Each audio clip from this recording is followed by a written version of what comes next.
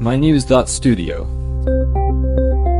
In 2025, over 800 million people will still be living in extreme poverty. What's actually changed? That's a striking figure.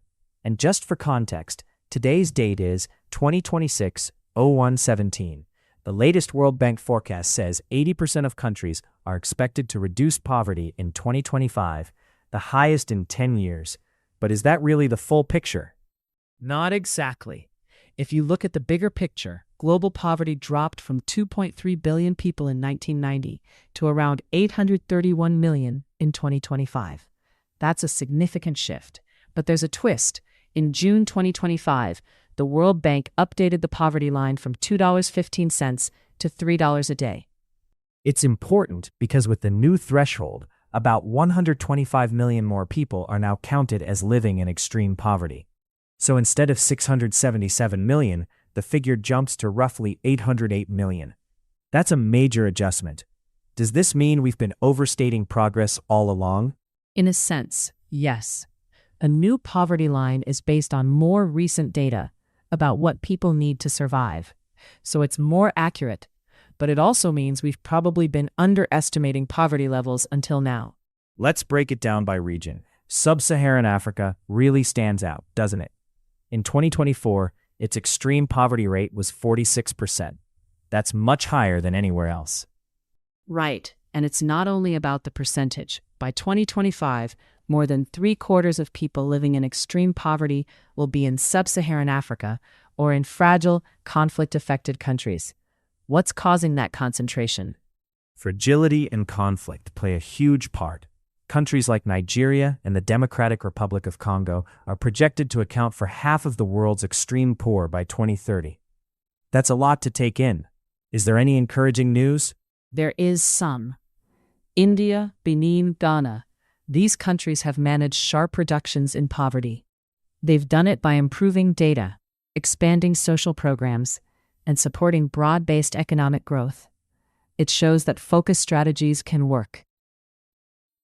But globally, the reality is sobering. Extreme poverty is expected to fall from 10.3% in 2024 to 10.1% in 2025. At this rate, are we on track to meet the UN goal of ending extreme poverty by 2030?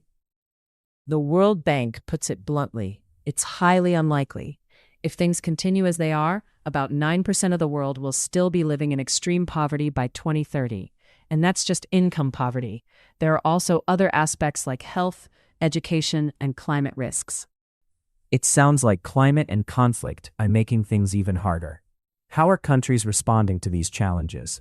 Some are combining poverty data with hazard maps to better target resources. Others are investing in climate-resilient farming and infrastructure. Still, it's not enough, especially in countries dealing with ongoing conflict. So recovery is uneven. East Asia and South Asia have made a lot of headway, but fragile states are still far behind. According to current projections, their poverty rate could stay near 40% all the way to 2050. Why is progress so slow there? It comes down to weak institutions, ongoing conflict, and inadequate investment in things like health and education. These factors keep people trapped in poverty. Economic growth by itself isn't enough to break the cycle. So looking at all this, should we feel hopeful? Or is the outlook more of a warning? It's both. There's real progress. 80% of countries reducing poverty is significant, but the gap is widening between countries that are moving forward and those still struggling. Ending extreme poverty will need targeted, long-term work, especially in the most fragile places. That's where we are. Big advances but persistent challenges. This episode was brought to you by mynews.studio. Try it now for free.